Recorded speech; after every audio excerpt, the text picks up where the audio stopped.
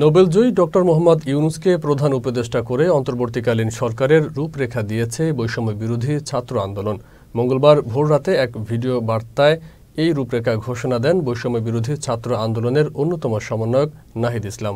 বলেন, অন্তর্বর্তীকালীন সরকার গঠন না হওয়া পর্যন্ত আন্দোলন চলবে। বিস্তারিত শেখ সুলাইমান কবিরের প্রতিবেদনে।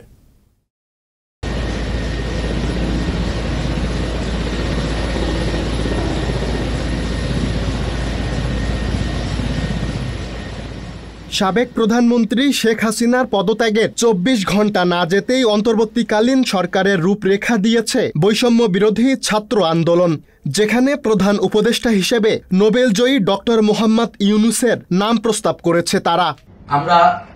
আমরা সিদ্ধান্ত নিয়েছি যে সর্বজন গ্রহণযোগ্য আন্তর্জাতিক খ্যাতিসম্পন্ন নোবেল পুরস্কার বিজয়ী ডক্টর মোহাম্মদ ইউনূসকে প্রধান উপদেষ্টা করে অন্তর্বর্তীকালীন সরকার গঠন করা হবে।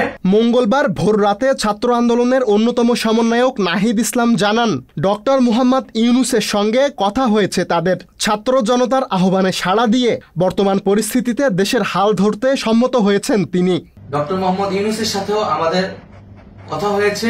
তিনি ছাত্র জনতার আহ্বানে বাংলাদেশকে রক্ষা করতে এই গুরু দায়িত্ব নিতে সম্মত হয়েছে। এ সময় ডক্টর মোহাম্মদ ইউনূসকে প্রধান করে দ্রুত অন্তর্বর্তীকালীন সরকার গঠনের জন্য রাষ্ট্রপতিকে আহ্বান জানান তারা। পাশাপাশি দ্রুত সময়ের মধ্যে অন্তর্বর্তীকালীন সরকারের বাকি সদস্যদের নামও ঘোষণা করা হবে বলে জানানো হয়।